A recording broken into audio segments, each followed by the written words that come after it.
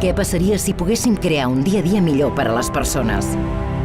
Per a les parelles, per a les persones grans, per a nenes i nens i per als que esperen tenir-ne.